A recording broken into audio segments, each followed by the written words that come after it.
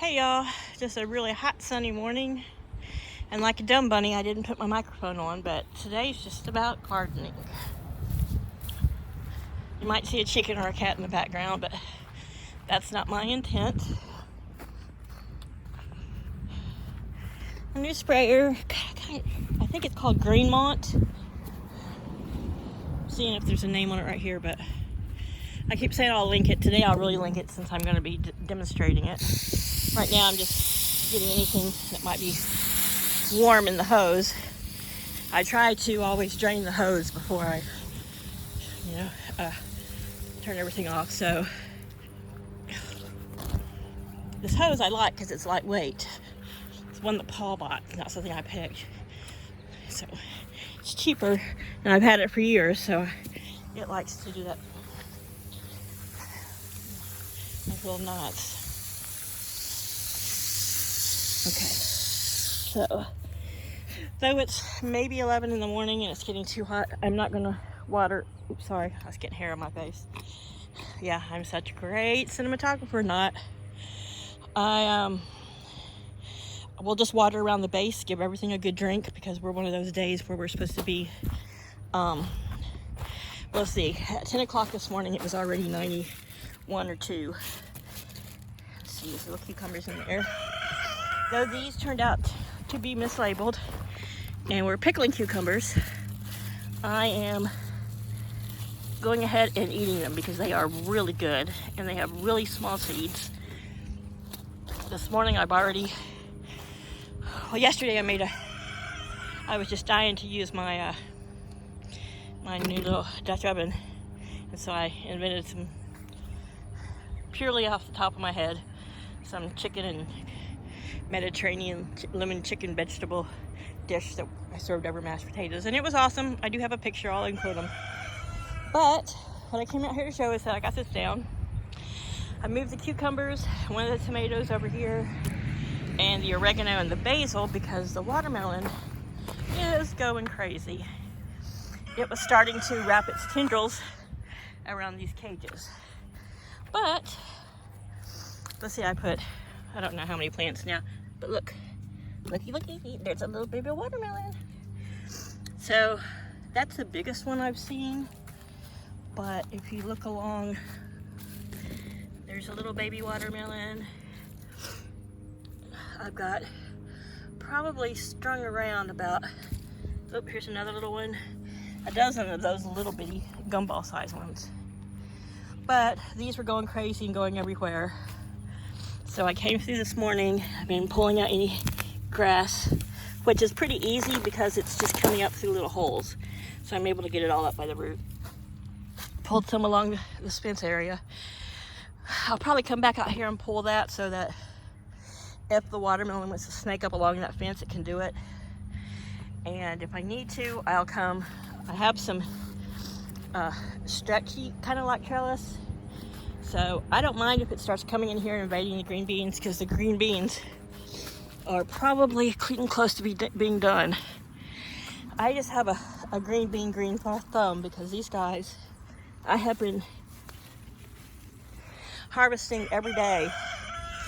And every time I come out to harvest, I go over each plant and then I come back over, I go right back over in case I miss something. And this morning, I've already picked another couple servings of green beans, which I know I did not miss them yesterday. So here are beets, and they are starting to come up. Of course, I soak them for, there are little beets right there, 24 hours.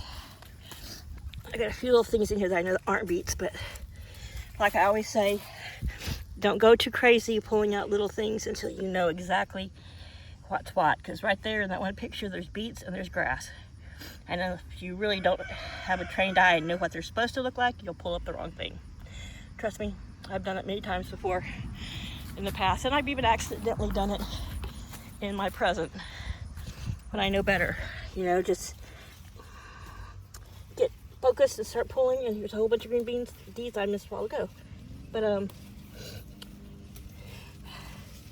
ADHD, which I really never knew that until I was in my approaching 50. and it explained a lot of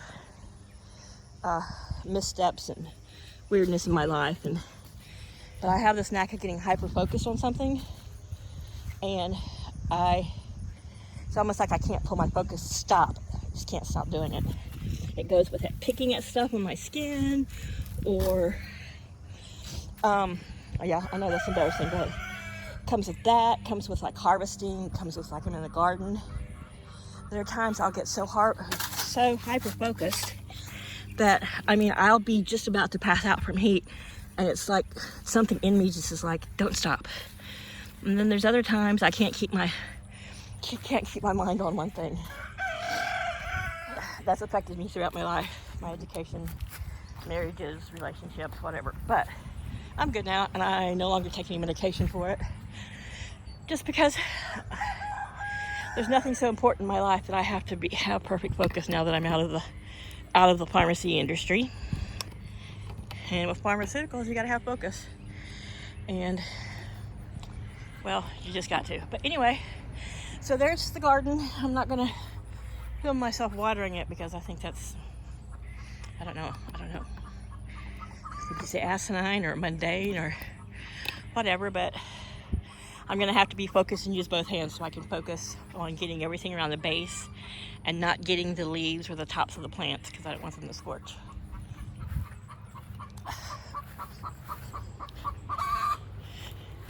Moira's been over here all morning just dust bathing. You got a nice hole there, Missy. Yeah, look at that nice little hole. You don't get up for me, all by yourself. But she's been out here the last half hour, 45 minutes. Chaos is, of course, always on duty. All right, so that's Daisy, one of the leghorns, chirping. I mean, maybe I got 2 eggs this morning. One was a leghorn egg, and one was the silver-laced Wyandotte egg. Hers are the darkest of the brown. Everybody else is laying brown eggs also, but hers are the darkest. Okay, so I said this is about gardening, not chickens. So this is almost over. I'll stop rambling. But I thought I would come out here and show off my very favorite lily and check on the wildflowers. It's kind of been a daily thing. Might as well bring you guys along. If you're following your page, then I would think you were following my journey with these 2 new batches of wildflowers. I think at the beginning of the video, I might have showed some of those. Are really tall pinks and purples, and poppies are over by the chicken fencing, and some of those wildflowers they can eat the petals, so that's fine. But that's just an area there that wasn't going to grow grass. And then this was a mix geared to monarch butterflies. But look, that is just the most beautiful, vivid orange. 2 different shades of orange right there side by side. And that big orange one's got another one coming right there by it.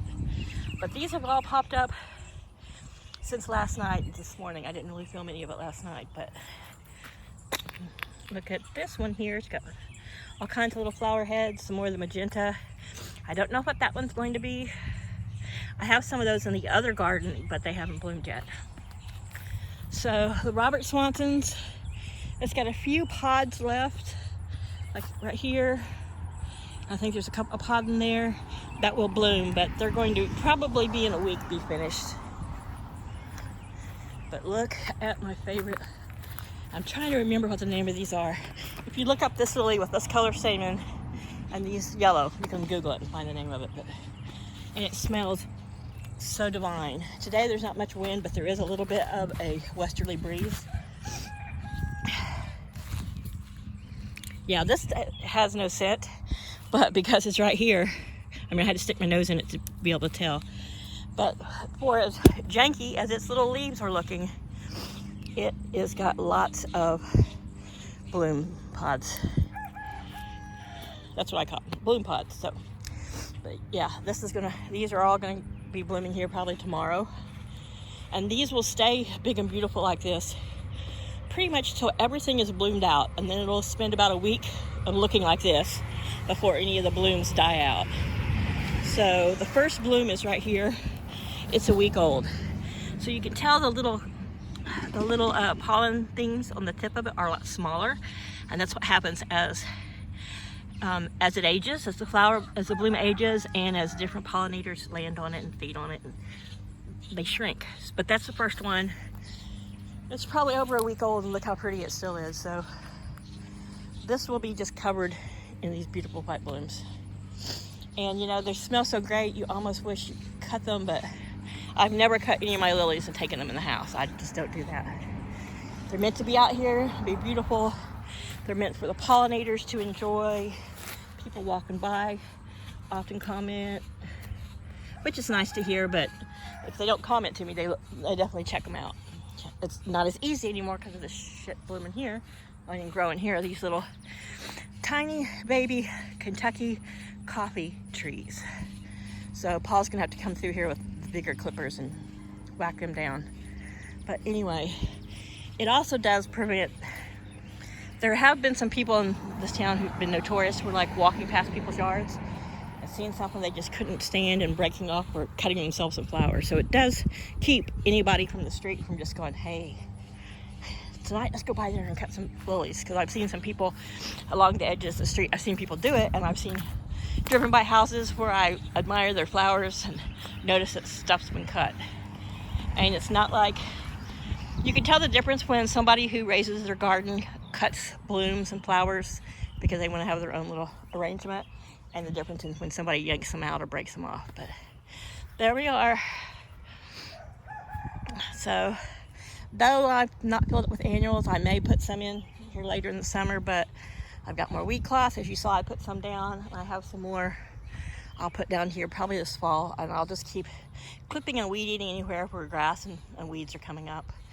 And though, like I said, though I haven't put a bunch of annuals and tons of, you know, color for this thing, it's just a big giant rainbow blanket of colors, I'm happy with how everything that I have let grow and wanted to grow has come out. So I need to go water that cheap hose. My fingers, it'll explode. The roses are starting to pop out. I really should have come through here and deadheaded. And I don't know if this light pink one, well, it's got a few little blooms here, how it's gonna look, but I'm gonna let them do their thing, and this fall they're getting a severe haircut. All right, so that's it, guys. Just a little bit of the garden. I need to get some gas and mow. Today's supposed to be really hot, but it's gonna be dry. We might get a little bit of rain Friday, but I probably need to get some mowing done and get the yard taken care of. And it's the type of summer that doesn't matter what time of morning or afternoon or evening you pick, it's hot. All right, guys, have a great day. Let's see if I can get a picture of the crop duster. He's crop dusting somewhere, not the fields right around me, but this crop duster has been flying down so low, I could see both eyes of the pilot. You know, he's got little goggles on, but I don't know what he's dusting. You can probably hear him. He's making a sweep around this way, so he must be getting some fields off to the other direction. Oh, but there he comes.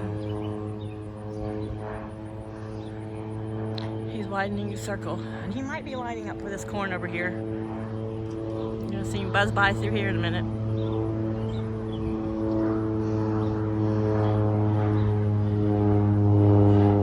Oh, just over the trees. As low as he's been flying. Yep, there he's coming in low. He must be going to do some crops that are this way or over on the other side. But yeah, thought I'd catch him maybe spraying this corn out here, which, good thing we don't eat it. It's feed corn, but I hate that they put chemicals on anything. But you know, they gotta do what they gotta do. All right, well, enough crop dusting, enough garden, and just a wee smattering of chickens. But that right there is why I am so glad I made the eave, the overhang on this side of the coop bigger than this side. This side's always in shade, but that gives her a good 2.5, almost 3 feet. Well, probably a good 2 feet to be in the shade all day long. And the only time any sun reaches on that side is the late evening, but it doesn't reach her dust bathing spot. It only goes just past that upside down tub. That was her extra water and pool that she wasn't using, and I turned it upside down so it was not going to grow more mosquitoes. So anyway, I gotta get to watering. I'm gonna say goodbye. This has been a nice little 15 minutes of chatting to you about my garden, And keep following. Thank you guys so much. Give me a thumbs up and share these videos. Bye, y'all.